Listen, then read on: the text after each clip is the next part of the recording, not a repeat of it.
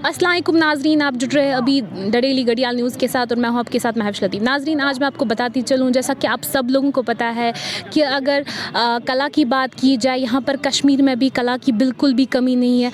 जो लोग हैं वो दिन ब दिन, जो यहाँ पर लोगों में जो टैलेंट्स है वो दिन ब दिन हमें ज़्यादा देखने को मिल रहे हैं। अगर बात की जाए कश्मीर के माहौल की, वहीं पर आज हमारे साथ नकाती अरूब इकबाल है, जो कि एक इवेंट ऑर्गेनाइज़र है और एक ऑथर है।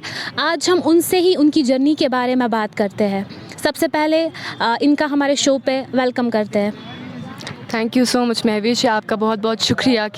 तो अरूब, आप मुझे बताइए, जो आपकी ये जर्नी है, वेदर ये इवेंट और एज एन इवेंट ऑर्गेनाइज़र है, तो आपके दिमाग में ये कैसे आया कि आपको इवेंट्स करने हैं और किन किन चीज़ों ने आपको मोटिवेट किया?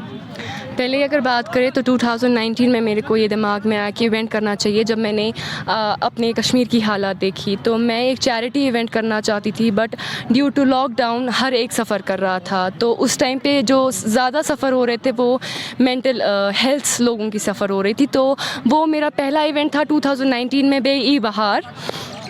वहाँ से मेरी जर्नी स्टार्ट हुई। एंड मैं इवेंट्स करती हूँ ज़्यादातर सोशल इश्यूज़ पे, like drug addiction, mental health, और जो प्लेटफॉर्म हमारी यूथ को नहीं मिलता है, we try to give them the platform.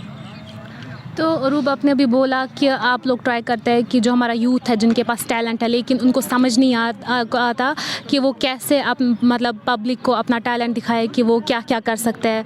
तो आप मुझे बताइए, अभी तक आज आपका ये इवेंट जो हुआ हिडन टैलेंट्स रिलेटेड, जिसमें से आपका एम था कि जो कश्मीर में टैलेंट है यूथ को उसको आउट दिखाना, पब्लिक तक पहुँचाना कि हमारे कश्मीर में भी टैलेंट है, उसके रिलेटेड आप बताइए आगे चलकर क्या हमें ये ऐसे ही इवेंट्स देखने को मिलेगी आगे चलकर भी?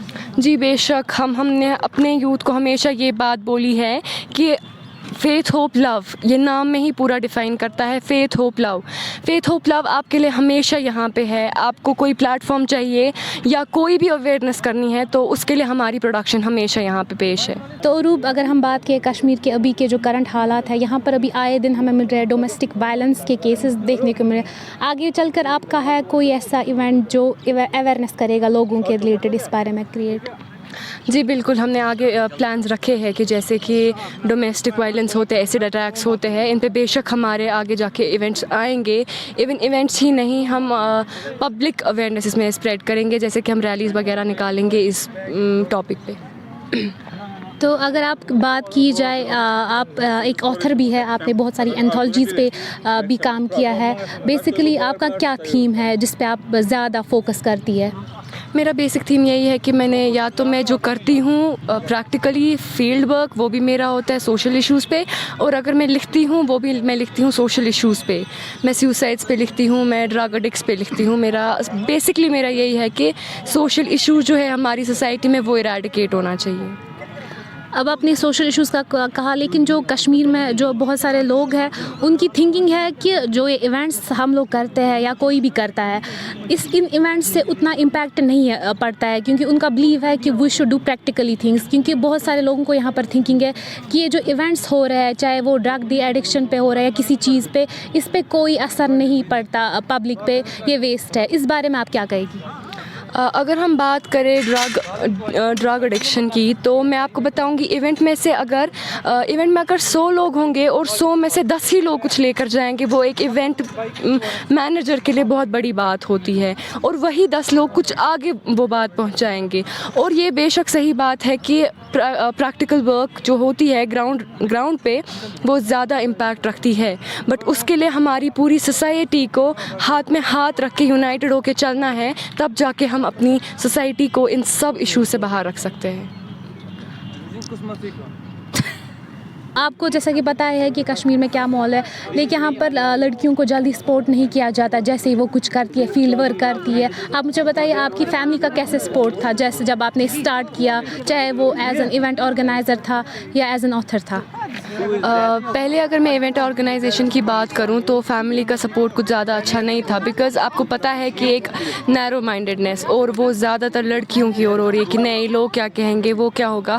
بٹ وتھ ٹائم جب انہوں نے دیکھا کہ نہیں بندی غلط نہیں کر رہی ہے، بیٹی صحیح راہ پہ ہے، تو وہ کر رہے ہیں ابھی سپورٹ. اور اینتھولوجی میں ان کا پہلے سے تھا کہ ہاں تم لکھتی ہو تو تم لکھو، تم اچھا لکھتی ہو. تو عروب آپ مجھے بتائیے اب لاسٹ میسیج کیا ہوگی ہمارے ویورز کے لیے جو اپنی لائف میں کچھ کرنا چاہتے ہیں لیکن ان کو وے آؤٹ نہیں مل رہا ہے، یا کشمیر کے لوگوں کے لیے کیا میسیج رہے گی؟ پہلے میں یہ میسیج دینا چاہوں گی ہماری یوتھ کو کہ ہم آپ کے لیے پلیٹ فارم پرووائڈ کرتے ہیں، تو آپ پلیز کسی غلط راہ میں ملوث نہ ہو جائے، پلیز اس ڈرگ میں نہ پڑے، یہ کوئی صحیح چیز نہیں ہے.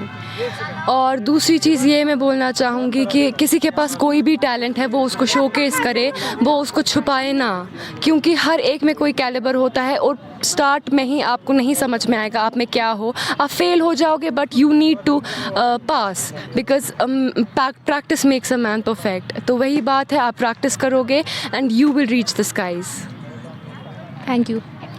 تو ناظرین ابھی آپ نے دیکھا ہم نے یہاں پر نکاتی عروب اقبال سے بات کی جو کہ ایک ایونٹ آرگنائزر اینڈ آتھر ہے.